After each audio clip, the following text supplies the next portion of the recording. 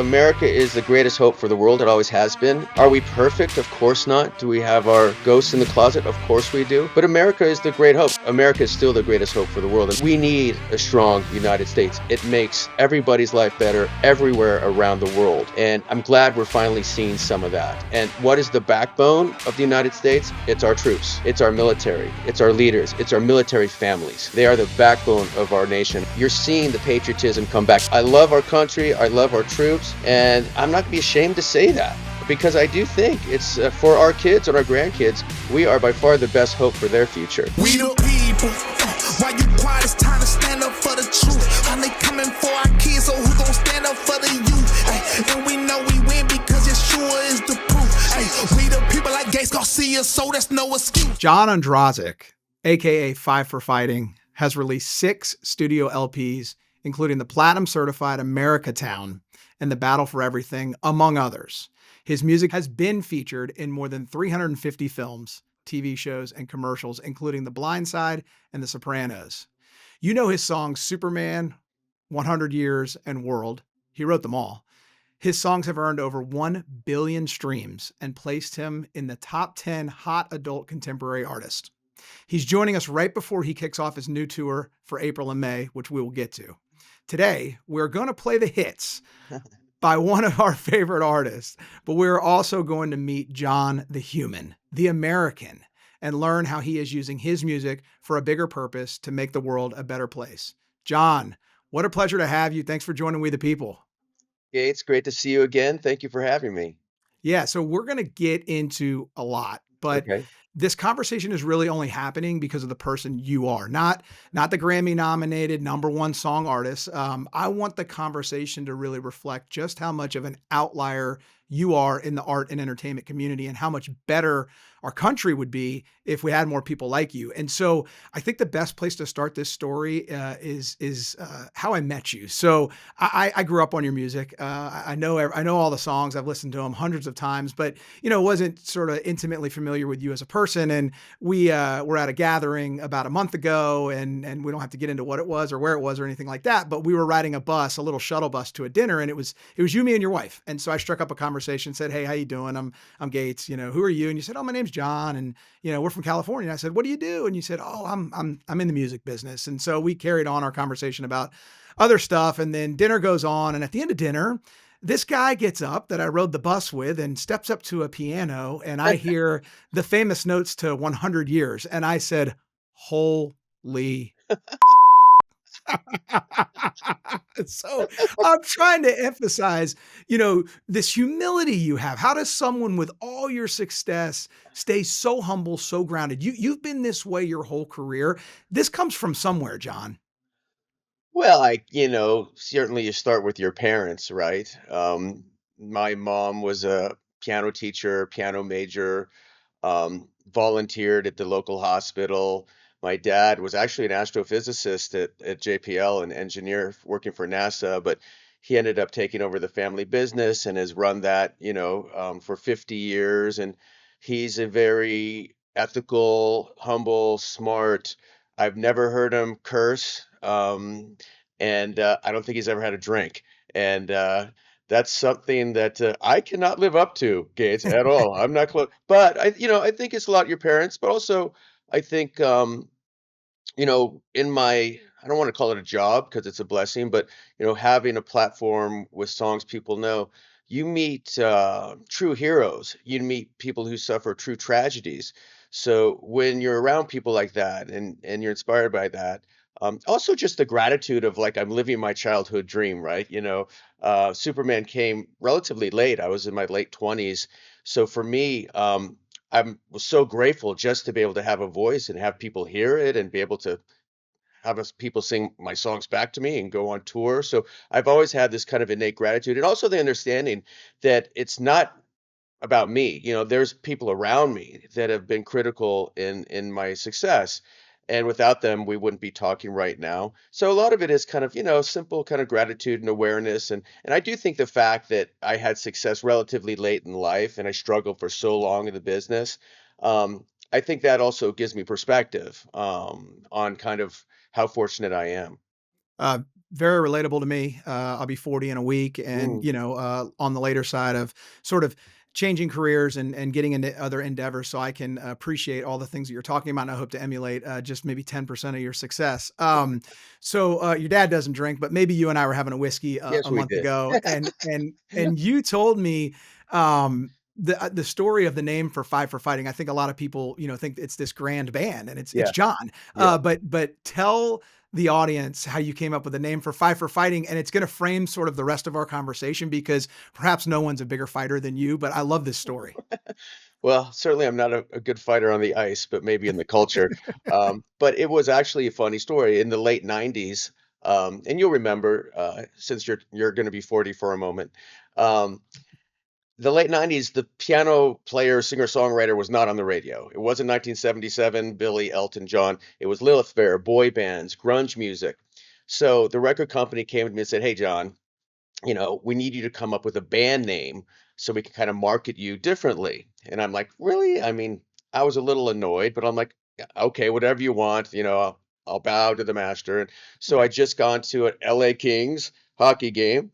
And of course, hockey fans will remember this guy named Bob Probert, who was a big, fighter, and a guy named Marty McSorley, who was Wayne Gretzky's bodyguard.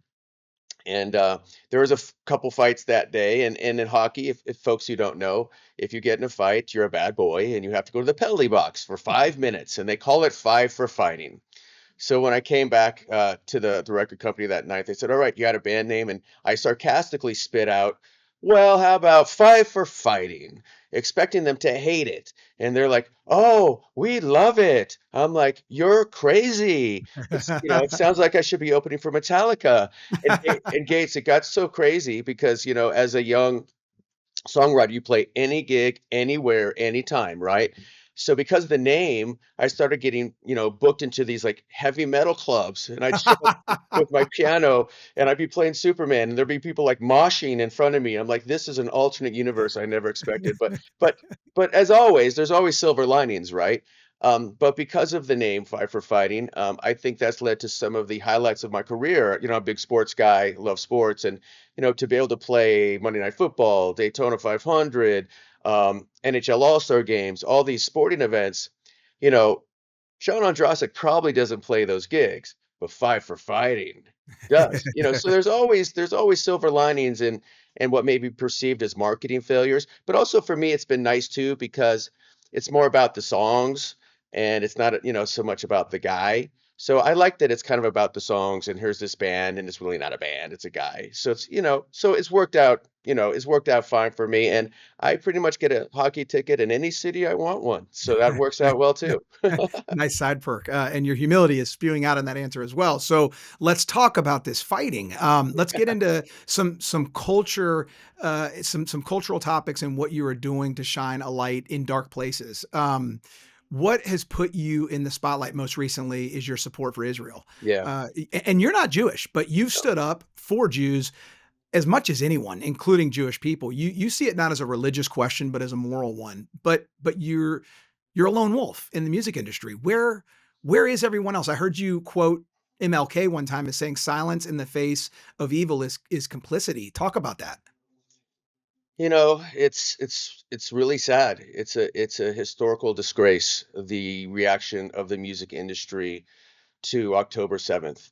I was honored to play at the Concert for New York after 9/11, and every kind of living icon of mine, every hero, music legend was on that stage at Madison Square Garden, singing for America, condemning Osama bin Laden. And music was in the right. And the music industry likes to hold itself up as these kind of leaders of human rights. You go back to Live Aid, Sun City. So all of these actions of, okay, we support human rights. And then October 7th comes and crickets. Not one, Bono said a couple things early, and that was it. And it's just disgusting. It's a shame that the music industry will never recover from. Uh, I guess part of it is their fear of maybe alienating some people. Part of it maybe is their wokeism or but a lot of those folks know better. Some of the kids now have been kind of indoctrinated by a lot of the kind of wokeism and oppressee. But the songwriters of my age, they know better. And the fact that they're silent is a historic disgrace. There's really no other way to put it. And we shouldn't even have to talk about it. The fact that I'm an anomaly and I say, "Oh, Hamas is bad. Maybe you shouldn't rape and murder babies in front of their parents." How is that so hard to say? And so it's you know, and as you mentioned, there's Jewish artists that won't say anything and that cower to the mob. So it is. I think it's a reflection of our culture. Arts are always the reflection of our culture. My pal Andrew Breitbart always said, politics is downstream of culture. And I think, that's kind of why, just another example of how broken our culture is. You see it on our college campuses, you see it in our media, you see it in the halls of Congress, the Rashida Tlaibs of the world, everybody now defending, wanting to free this, Columbia Hamas sympathizer who's taking down our campuses. They're really focused on that guy, how he needs to be free, but nobody talks about there's still American hostages. So the world's been upside down, but I think it's changing. But yeah, to get to your point, the silence of the music industry um, is completely shameful, and I'm embarrassed to be part of it. And I wish more would speak up, and then we wouldn't have to have this conversation. And hopefully, look, cowardice is contagious, but so is courage, right? Mm. Sometimes you just need a little push. So hopefully, some folks will get up and find themselves on the right side of history. Yeah, strong words. When I first saw you talk about this, I said, "Oh, I didn't know he was Jewish." And I found out he's not Jewish. He's just a human. He's an American. He's a compassionate, empathetic person trying to promote good in the world. Hallelujah. John, this comes with backlash. Can you talk about some Yeah. of the backlash you are facing? Well, whenever you do stuff like this, and look, we'll talk about it later, but the last few songs I've written, I wrote Blood in My Hands after the Afghanistan withdrawal to Mhm. support the Afghans. I went to Ukraine and wrote a song called Can One Man Save the World, recorded with the Ukrainian orchestra. And when people say, "Why are you doing this? You're not Jewish." I'm like, well, I wasn't Afghan trying to save the 20 million Afghan women we plunged into the Game of Thrones. I never didn't grow up in Ukraine, but Putin's the bad guy. So to me, these are simple moral messages, and I don't look at them politically at all. But of course, everything's political. And we could talk. I could tell you stories. It's so funny. The music industry completely shunned Blood on My Hands. They embraced Ukraine song. They hated the Israel song. But yeah, with especially the Israel song, there's nuts out there online. I have to hire some extra security for my tours because my daughter goes out with me on tour sometimes. So, but again, it's unfortunate, but when you talk to hostage families, or you talk to Gold Star families, or you work with ALS patients, um, you realize that most of us have no problems. We have problems. We don't have problems. So the fact that there's some crazy people saying stuff on Twitter, that's to me it's such a small thing, and but you need to take precautions because there are some crazy folks out there. But as I said, it's like it's such a small price to pay for kind of trying to stand up for the morality of the world and change the direction of our nation that I think for so many years lost its way, but it's finding its way back. So I'm actually fairly optimistic these days.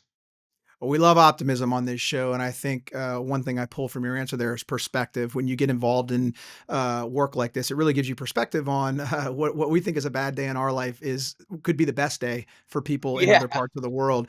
And John, if this is the first time you had done this with October 7, people could look at it as maybe opportunistic. You've been doing this your whole career. This is not new to you. You've been at this for over 20 years. Almost all of your music has a humanity undertone. It's funny as I go back and listen to it, I'm like, oh yeah, I get it now. I mean, your song "Okay" says, "A time for choosing. The moral yeah, man is losing. We are not okay." yeah, Blood on My Hands. It's a response to the botched Afghanistan withdrawal. It got kicked off of platforms. YouTube banned it. yeah. Was there, which sometimes that means you're doing something right. Right. Was there a moment when you decided to use your career, your music for social causes and healing? Well, that's a good question because for the majority of my career, I really had no interest in speaking my politics. I get so annoyed when the George Clooney's of the world stand on their soapbox and lecture us. It's really kind of ridiculous. So I've had no interest in doing that. Of course, I would always write songs about our troops. You know, that's been the honor of my career, performing for our troops, going on USO tours. So it was really for me about freedom in our troops, and I really never dived into political kind of issues of the day. But as you said, you can kind of see through my music, you know, what kind of world you want. You know, I had maybe a little different view than most artists. But the Afghanistan withdrawal really kind of was the trigger for me. As I said, I have many relationships with our soldiers, and when we abandon our citizens and our allies who fought with our brothers in arms to our soldiers, sometimes saved their lives to the Taliban, that that was something I could not accept. I actually got a call the day our last soldier left from a woman. She's incredible. She's a hero and does a lot of work in Africa. And she said, "I need a phone number." And I said, "Why?" She goes, "Well, I got to go down to Afghanistan, and you know we have some people there we have to rescue." And I'm like, "You're gonna risk your life to go down to Afghanistan and rescue people that our country abandoned?" And at that point, I was kind of thinking about a song, but I wasn't really kind of thinking about pointing out, but I was just writing stuff for my own cathartic nature to just. And then what really kind of pushed me over the edge was when Millie and Austin came out and said, and Blinken said, "Oh, what an extraordinary success this Hmm. was. Didn't we do a great job?" And that scared me because I've always thought, look, presidents are political. They can say stupid things, they can do things. But at the end of the day, our generals, our military are the adults in the room. They'll do the right thing. And they did exactly the wrong thing. They preached this political narrative, and that scared me. So I wrote Blood on My Hands. I recorded it. Everybody said, "You cannot put that out. You'll be canceled." And I was actually on the bubble, frankly, if I'm going to be completely honest. I was a little on the bubble. I'm like, do I really want to put this out? Do I want to get in this lane? And my daughter said, "Dad, you should put it out." And I thought about a song I'd written 30 years ago, and the song was called "The Last Great American." And the song was about John McCain. You may love John McCain, you may not like John McCain. But what we do know about John McCain is when he was a prisoner of war and they went and said, "Okay, it's your time to go," he said, "No, that guy's first. Take him." And I thought about, you know, if John McCain can stay in a Vietnamese prison, I can release a stupid song, you know? So yeah, so you know, we put out Blood on My Hands, and I had no idea it would get the reaction it did. It became a voice for our Afghan veterans that were voiceless. As you mentioned, YouTube took it down because it was criticizing the wrong party, and it became this international kind of phenom that I never imagined. I started working with NGOs who are evacuating. We're still doing it, evacuating Afghans. Heroic people. Talk about meeting heroic people. There's one guy called Sea Spray. We don't really know his name because he's probably agencies, but he alone went down to Afghanistan, started working with a group in the States called Save Our Allies, and they rescued 16,000 Afghans in Hmm. 9 days. He would wade through sewers at night with, you know, female judges, gay and lesbian people, American citizens, put them on planes, speak an hour, you know, sleep an hour, then go back and do it again. You know, he lost 40 pounds. He turned out to be the same guy who rescued Benjamin Hall, the Fox News reporter who was severely injured across the Russian lines. He drove the ambulance, tied his tourniquet on his leg, saved his life. So when you do this stuff, you meet incredible heroes, right? So, you know, to me, then, you know, the Ukraine song and the Israel song, every time I write one of these, I hope it's the last one. But I think the Afghanistan song for me kind of said, okay, this is more important than any backlash. And I do think with Superman being, you know, one of the songs for 9/11, I learned at a very early age how music can transcend, how it can break through walls, and also how people listen more compassionately to a song than a speech or an op-ed. So I think, you know, I never expected the Israel song "Okay" to be, you know, this retweeted by the nation of Israel and become like a big important song for them. But I do think, you know, I feel a little more comfortable now just kind of speaking my mind and speaking these moral issues. I have no desire to write the political song of the day, but I'm kind of inspired by it. And as you said, so few artists are speaking this point of view. That's another problem. I think that's why so many people embrace these songs because nobody else is writing them. But Yeah. anyway, that's a long answer to your question. No, it's a great answer, and I'm gonna pull a couple things out of it, but just freedom of speech. I mean, being able to speak your mind is such a freeing, empowering Yeah. thing, and we should all be able to exercise it. Whether we agree with each other or not, we all have the right to do that, and you've chosen to do it beautifully. You've chosen to sing your mind. Mhm. Um, Married dad, you're married, you have 2 kids. How do you and you mentioned your daughter. How do you factor your family into your public stance against these issues? Because it comes with a risk, and it's not just a risk to you. You talked about traveling with security. So is there a conversation that takes place? How does that work out with you and your family? Yeah, that's a very good question. Before I put out blood on my hands, I had a conversation with, my wife and my daughter, my son. My as I said, my daughter was very supportive. My son's very supportive. He's in Texas. He has 20 guns. He's like, "Yeah, Dad, it's all good. I'm good. No problem." But my wife, I think, was more concerned just about, she was in the music business forever, and so she was just concerned about what's this going to do to your career and do you really want to do this? But she was supportive, at the end of the day. She didn't like that I went to Ukraine, of course. She was very unhappy that we went to Israel and, we're there when Iran bombed us, bombed us.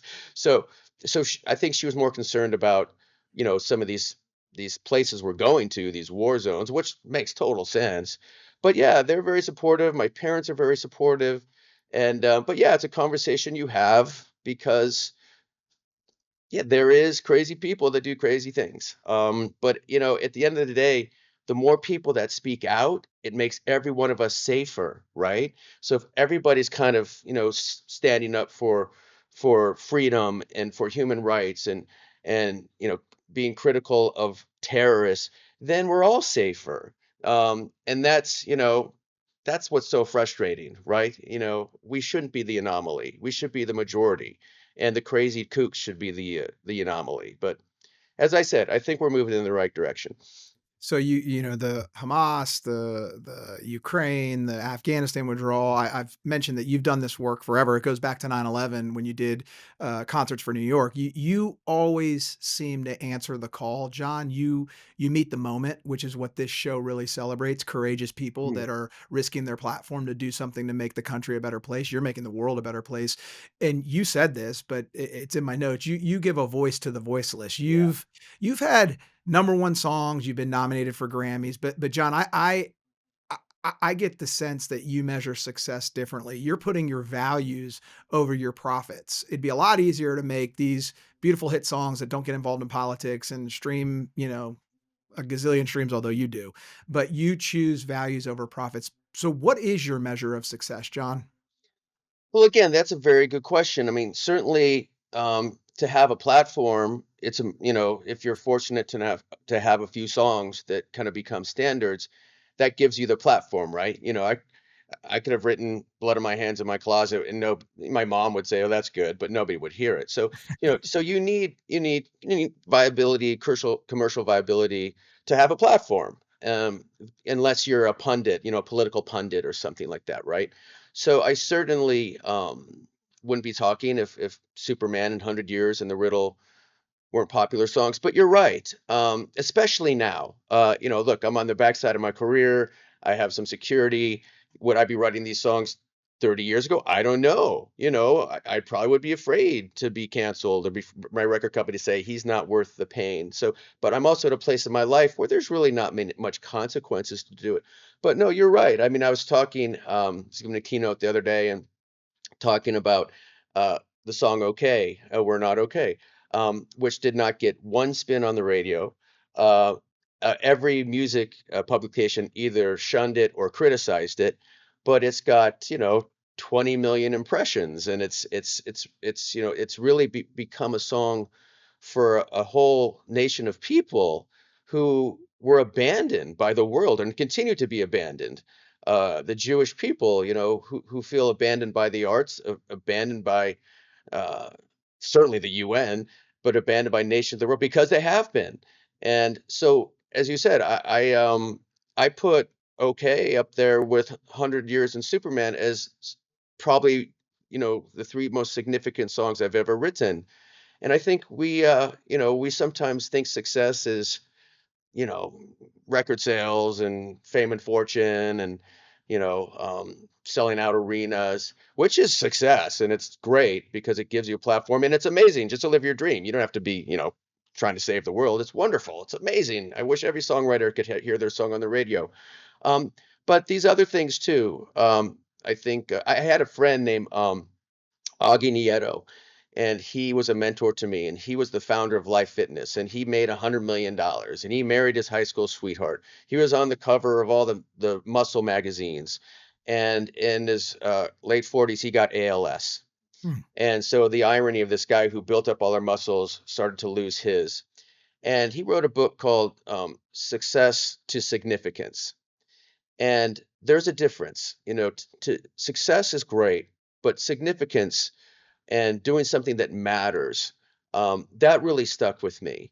And I've been fortunate to have great mentors, and certainly he was one of them. He actually lived with ALS for 15 years and just passed away last year. But I do think there's something that we've lost in the culture of how we define success. It's such a kind of shallow celebrity culture, and our heroes are athletes and actors, and I love my favorite athletes too, but we kind of look at them for wisdom and guidance and what they say, and there's something wrong with that. I love your show, like, We the People, right? It's you walk by someone every day who's much wiser and smarter and has better values than these people lecturing us, both on television and also in the halls of Congress, right? So I do think sometimes we kind of mislabel success, and what's success? It's like working hard, loving your family and supporting your country, and that's probably more important than any hit record, at least in my book.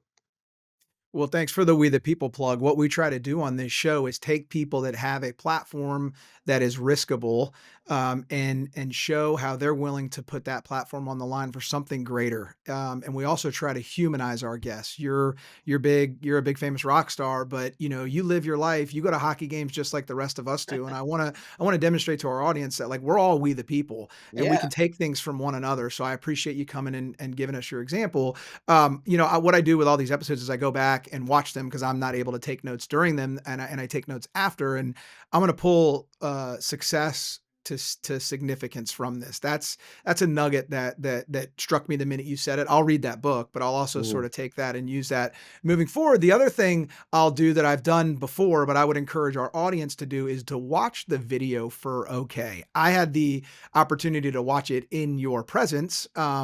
And I'll just be honest with my audience. I was emotional. I cried. And the reason I bring that up is because I think it's a powerful message that people need to see.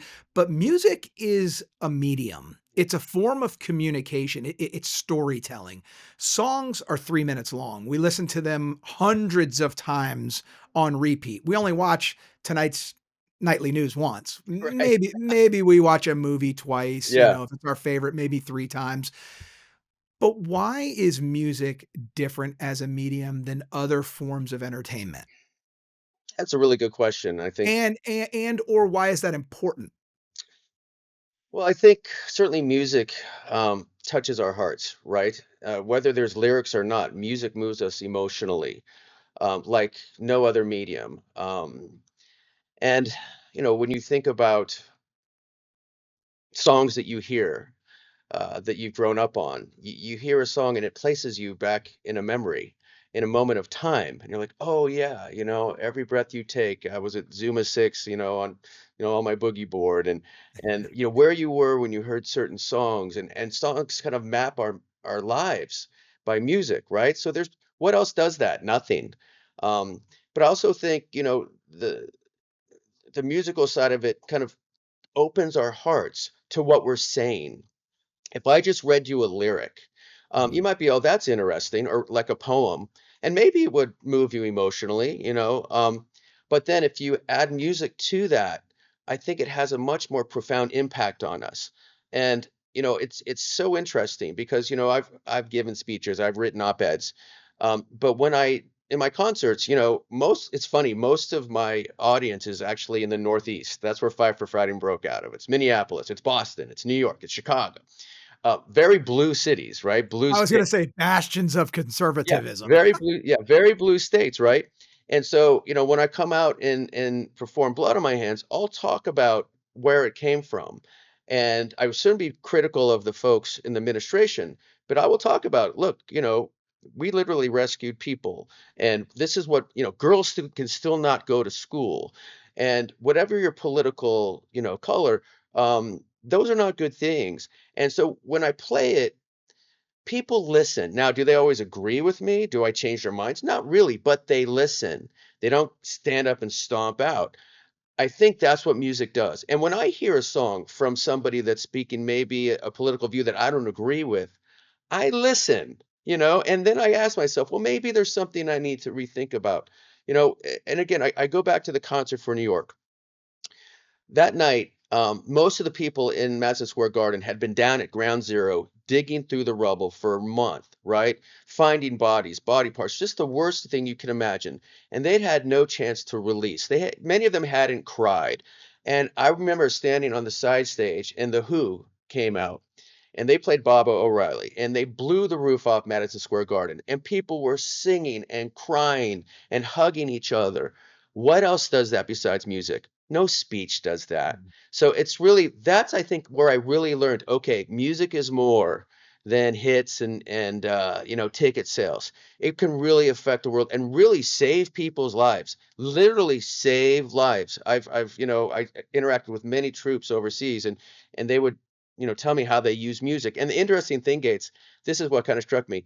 They'll, you know, they can take the same song but use it in so many different ways, to pump up for mission or to escape or to calm down, or to, connect with themselves. Or so that's the great thing about music too, is we take it in and use it how we need it.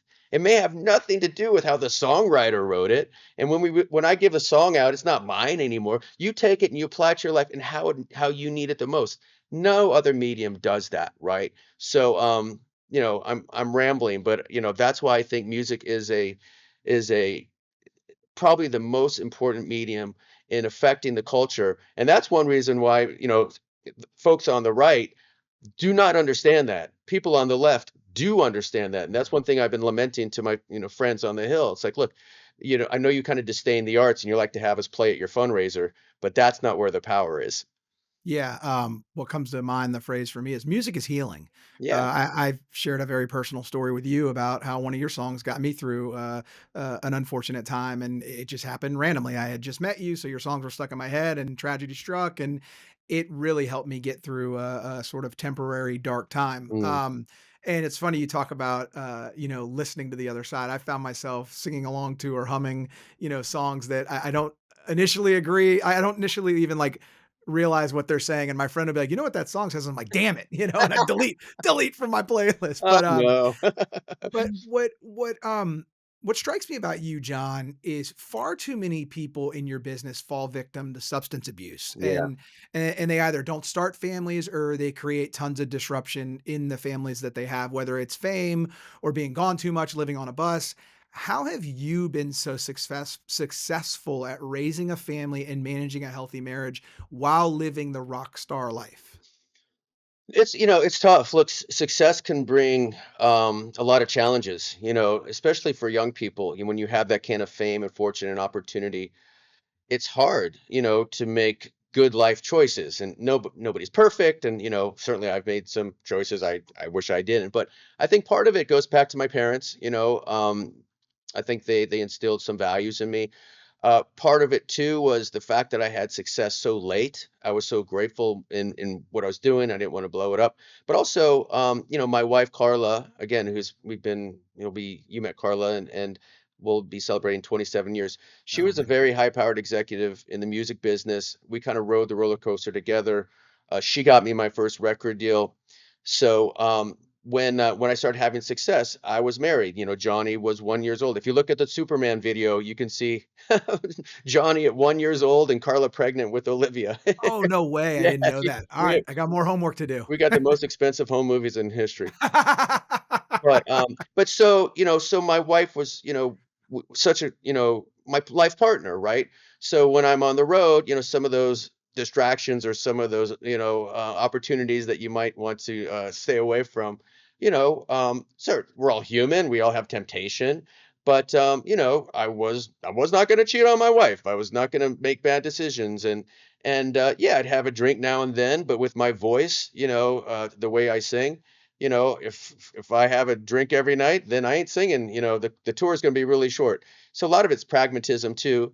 But yeah, so I think you know I want to be a good dad, and to be a good dad, you got to set an example. And I understand. Look, I tour with a lot of different bands and bandmates, and it can be a struggle. It can be lonely on the road. You're away from home a lot, but I think you just kind of keep in mind what you have to lose if you stray. And for me, again, I'm still so grateful. My wife is my best friend, and she's in this, kind of roller coaster with me, and we go through it together. And I have great kids and great parents. And I really think it's all about family at the end of the day, right? It's all about family, and that's what comes first. And the music stuff, it's great, it's exciting. But at the end of the day, I loved when my kids were young. It's kind of like a dog, right? So, your kids are young, and you have the number one song in the country, and you come home and they're like, "Daddy, I want to go play catch, or let's go swim." And then Or I crap my pants. or your song bombs, or you embarrass yourself on live TV, and you come home and it's the exact same thing. And they give you that perspective of like all these things we think are just like monumentous, and they can be, and they're important in your life. At the end of the day, it's like, your kid bouncing on your knee. It's like that's kind of all what it's all about. Yeah, I don't have anywhere near your level of fame, but any success I've ever had, I'm going home and I'm coaching T-ball and I'm Right. Same with driving my me. daughter to dance Yeah. practice, and it's Yeah. like, that's life. My All son, right, so yeah, one year I didn't do the promo tour for the song. I coached soccer, and of course Johnny broke his growth plate in his leg his first day. So I had to coach the whole season without my son on the team, of course, and that's how life goes. But yeah, and it's hard. When I do these keynotes, I call it's called the Great Challenge, right? When I talk about what kind of world do you want? The Great Challenge. How do we balance our ambition, our desire to win? You want to win. You want to have the biggest podcast in the world. We all have that desire. How do we want to make a bit more money? So how do we balance that with our family, our friends, and dare I say, our personal wellness? That's always the hardest, particularly for men. yeah, I mean, that's why Superman resonated with adults, because Superman, in my Superman song, there's a dozen Superman songs. My Superman doesn't want to be Superman in my song. And why is that? Who wouldn't want to be Superman? I'd like to fly. But in my song, Superman doesn't want to be Superman because he doesn't want to be everything for everybody. Because mm, if you're everything for everybody, sometimes there's nothing left for yourself. So what that's really about is taking care of yourself first and then taking care of everybody else. And I really struggle with that, and I still struggle for that. But I think especially for men, sometimes we forget about that. We're carrying everybody's burden, and that breaks us down. And then we're not able to do our job as much. So that's one thing I've learned in the last 20 years too, kind of through Superman in my career is, you got to take care of yourself first, and then you can take care of everybody else. self-care gets a bad rap. It sounds Totally. selfish on the surface, but when I had kids, what I realized was I have to be the best version of myself to be the best father, to be the best husband. If I'm not the best version of myself, then the output that's coming out of me isn't the best. And so self-care, maybe we need to sort of like reinvent the way we talk about that, but I'm totally on board with that. You have to take care of yourself. By the way, as far as raising kids go, like you're their example. So if you're not taking care of yourself, then they're not going to be motivated. They're going to think that that's how a person's supposed to treat themselves, and they're going to emulate what you do. All right. So fun question. You've talked about some of these songs. What I love about you is you write like almost all of your music, or certainly all the hits, and nothing against people that don't. Some people are just like uber performers and they're able to take music that other people have written. You're everything. You're the full artist. You're a hell of a performer. I've seen it with my own eyes. You haven't, by the way. We're going to talk about your tour in a minute. You haven't lost a step. I mean, the pipes are sharp. It's Thanks, it's buddy. it's it's impressive. But you write your music. Yeah. Maybe take a song that we haven't talked about yet, unless it absolutely is the answer. But what's your favorite song you've ever wrote? Again, that's so hard, you know? It's like what's your favorite child? Who's your favorite child? Yeah, look, the nice thing about 100 years is I can grow with the song, right? I wrote it in my 30s. I was in the second verse. Now I'm in the bridge. I just turned 60, so I kind of lived through the song. But, I think there's songs, I think the best line I ever wrote is in a song called If God Made You, and the line is if God made you, he's in love with me. That Hmm. song I wrote sitting on a beach in Kona, in this big kind of monsoon storm. So I think songs like, that song I love singing that song. There's other songs that are a little bit kind of more obscure in the Fight for Fighting catalog. Give us a deep track, John. Nobody, there's a song called Nobody, and the theme is, I'm nobody without you. But it's this kind of epic, kind of, 7-minute long opus that could never get on the radio. Um, but that, and they change over the years. Some Yeah. songs kind of come back, that we've kind of left on the shelf, and you pull them out. They're like, oh, I miss you. And some songs you've been playing, you're like, okay, you've had your day. Let's put that back on the shelf. So it changes. But of course, Superman is my baby. Without Yeah. Superman, there is no the rest of them. And I still enjoy playing that song. Some songwriters, get sick of playing their hits, but I still enjoy playing both Superman and 100 Years. And as you said, the recent song "Okay," I don't know if I wouldn't call it my favorite song because I frankly take no joy in singing it, Yeah. but I do look at it as one I'm most proud of. So walk us through your writing process and maybe give your fans a little red meat. Like what's one of the most epic stories of ever writing a song?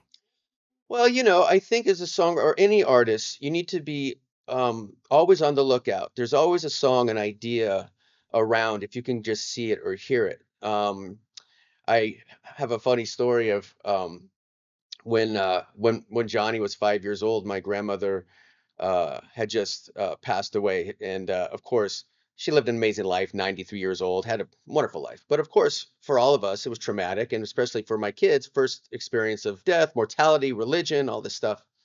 And so we're driving to her funeral, and it's a beautiful day in LA on the 405, the big cloud burst in the sky, and I could tell my kids were like kind of confused, and my son Johnny, when his little voice from the back seat, he asked me a question that I'll never forget. He said, "Daddy, what if there was a road to heaven? What if there was a road to heaven?" And I'm like, oh my goodness, that's pretty heavy. And I knew it was a life moment. Daddy's got to say something smart here, right? Because that's a question that has a lot of tentacles to it. And so I thought about it, and I kind of finally turned to him. I go, Johnny, I don't know, but that's a great song title. And, uh, and Road to Heaven is on the Two Lights record, song 13, if you want to check it out, Gates. But Cool. it's just an example of, you're always listening. There's always great songs around you if you could just hear them and write them down. Superman was a gift. I really think it was a gift. I wrote it in 45 minutes, basically from beginning to end. Wow. Um, it was there, it was done, and I didn't even think much of it when I wrote it. I was fancy myself as a rocker and listened to Zeppelin and The Who, but and we almost didn't put it on the record, but thank God we did. But other songs like 100 Years, it took 3 months to write, and you write 1,000 lines to get the 30 that you hear. Part of writing, at least for me, and I think most artists, is just like work ethic. You write 1,000 songs to get two people know. So you write 100 songs for the 12 on the record. So even though it sounds very romantic, The Riddle, a song that was a somewhat popular song, that song took me a year, right? Wow. I know I still don't think I got it right. Just going back to the drawing board. So much of it is not talent, it's work ethic, it's perseverance, it's learning how to edit yourself. And it's not romantic. I'm not like Paul McCartney that can just write 100 songs that we all know, and Elton John who can get Bernie Taupin's lyric and sit down and just write a masterpiece. Most of us are not prodigies like that. But also, I think you have to try many different strategies for songwriting. Some songs sit at the piano when I write. I start with the music. Some songs I'll write a lyric on a piece of paper.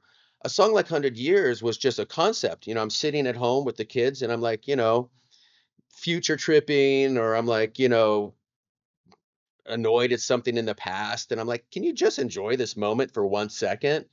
And I'm like, well, maybe there's a song there. Maybe there's a song about appreciating the moment. And then maybe the verses are the years of our lives. So it's like a structural argument. And then you're like, okay, now I need to put some poetry to this. So a lot of it is just being aware around you and just frankly, writing, writing, writing, writing. It's fascinating that one song, your two biggest hits, one took 45 minutes, one took a few months. You talk about this process of sort of just being aware of your surroundings. The word that comes to mind for me is entrepreneurial. Songwriting seems very entrepreneurial, very opportunistic, but if you don't have the entrepreneurial spirit to be aware of your surroundings, then you can't capitalize on opportunities that are being presented to you. John, Yeah, two can I more just questions. before you Yeah, before we move, can I please. just because Yeah. that is so true, and I want to hit that about because talk go back to Superman. So when Superman came on the radio, nobody wanted to play it because the piano was not on the radio. It was sentimental. It was nothing like anything on the radio, and it was kind of going up the charts. And then one week it went backwards. And usually when your song goes backwards, it's dead. And it was very early in Superman's kind of life. And so once the song goes backwards, the radio programmers see that, so they stop playing it. But there was a radio programmer in Las Vegas. Her name was Charisse, and she had a pretty big station. And I had done many events for her, dog shows, boardrooms, and we were good friends. And and when Superman started to go down, I was calling the program directors just say, "Hey, thanks for playing my song." And I called her and she said, "You know what? I really believe in this song. I think I've got a few phone calls. Let me play it another week." And the song continued to go down. And I called her again. Thanks for doing it. She's like, "You know what? I really believe in this song. Let me give it one more week." And then a week goes by and she called me and she said, "Hey, your song is number 5 on my station." I'm like, "Wow." And then she called me a week later. She said, "Your song is number 1 on my station." And she started calling her friends and the song started going back up. That's how close Superman was to being nothing and me having no career. And why is that? Is it talent? No. Work ethic? Not even that. Perseverance? Kind of. But what it was a relationship. The relationship was the key to my success. So all this stuff about you're a great songwriter, you're a great lyricist, it's like without that relationship, we're not having this conversation. And so that's when I talk to people about success. It's like, yeah, relationships matter in everything, not just music, everything in our lives, our business, our relationship. That's why we're here, right? So much of this has nothing to do with talent. It's these other things that are so important. Well, Charisse in Las Vegas is about to get 10,000 thank you notes from Five for Fighting fans all over Thank the you, country. Cherise. Two more questions, John. You're a patriot. Yeah. What does America mean to you? Well, I got my Gary Sinise Foundation shirt on here. Oh, Yeah. yeah, he does great work. Yeah, look, it's a cliche, but cliches are here for a reason. Look, America is the greatest hope for the world. It always has been. Our freedom, our willingness to support the world in human rights and liberty. Are we perfect? Of course not. Do we have our ghosts in the closet? Of course we do. But America is the great hope. I mean, just look right now. Look at what the UN is. The UN is really a Hamas fan club. Um, Look at many leaders in Europe who've also basically cowered to the mob and some of the Islamic radicalism. Um, so as much as we have our faults, America is still the greatest hope for the world, and that's why I'm so encouraged by having people like Marco Rubio and Mike Waltz, who I worked with for the Afghanistan withdrawals, people with moral clarity and understand that America has to lead, and there's no equivocation, there's no, um, telling Israel if they don't change their ways, they're indistinguishable from Hamas. There's none of that insanity. So with a weak America, we've seen what's happened. We see it in Ukraine. We see it in the Middle East. We see it around the world. We see it in China, and it's really all about China. I wrote a song in 2006, Gates, called "China on the Horizon," and basically what's happening in Ukraine is all about China because Trump doesn't want Russia to continue to move into the arms of China. So we need a strong United States. It makes everybody's life better everywhere around the world. And I'm glad we're finally seeing some of that. And what is the backbone of the United States? It's our troops, it's our military, it's our leaders, it's our military families. They are the backbone of our nation. I think we've forgotten that too. So I think it's important that especially as we move into this new administration, we realize, you're seeing more enlistment now than you have, decades. You're seeing the patriotism come back, and there's been this kind of cynicism and almost a scarlet letter to be a patriot.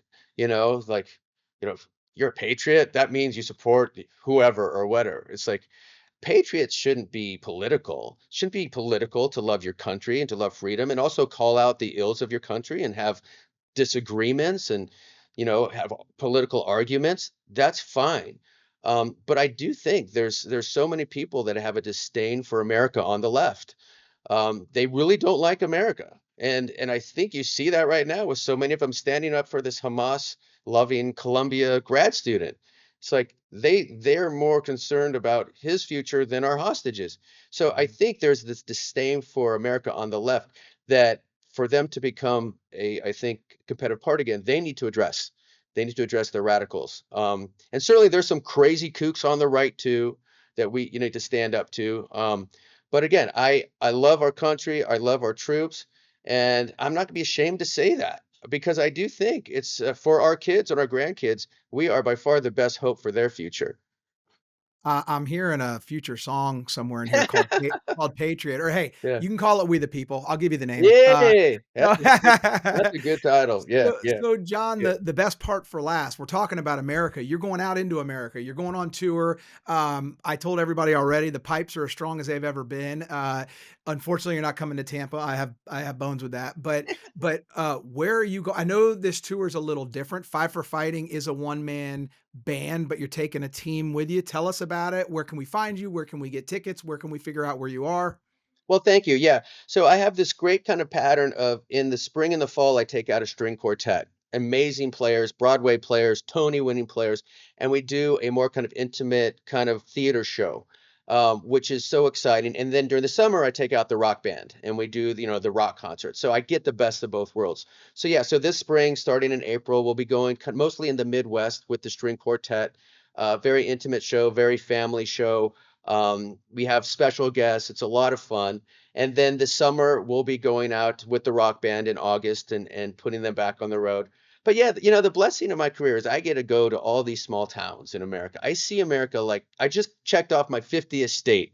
Oh, that's awesome. In North Congrats. Dakota, right? So I see America like very few people do. And it's another reason why I love this country is the people of America are wonderful. Whether it's a blue state, a red state, a purple state, most people are kind, they're generous, um, they love their family, they love their kids, and especially the small towns. I love going to the small towns. They call it the heartland for a reason, right? It's full of heart.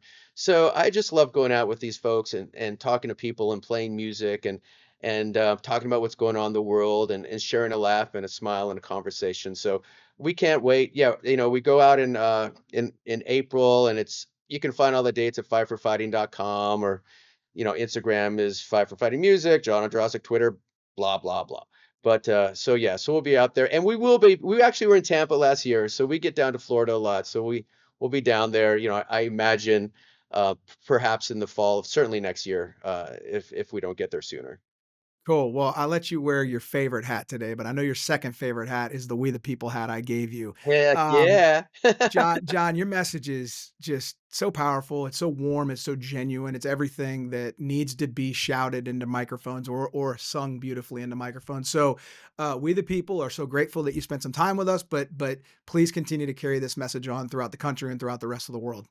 Well, thank you. And I'm grateful for your platform because without people that have the courage to give voices to those who have been under fire, people aren't going to learn about them. So your platform is, giving courage and inspiring people to maybe speak up, for what is right. So again, congratulations to you. I look forward to your success and I look forward to coming back, in a year or two and checking in and seeing how everybody's doing. But thank you, Gates, and your whole team for doing what you do. We are the people. We are the people, right? Hell yeah, John. Thanks a lot. We the people. Why you quiet? It's time to stand up for the truth. And they coming for our kids, so who gon' stand up for the youth? Ay, and we know we win because it sure is the proof. Ay, we the people like Gates Garcia, so that's no excuse.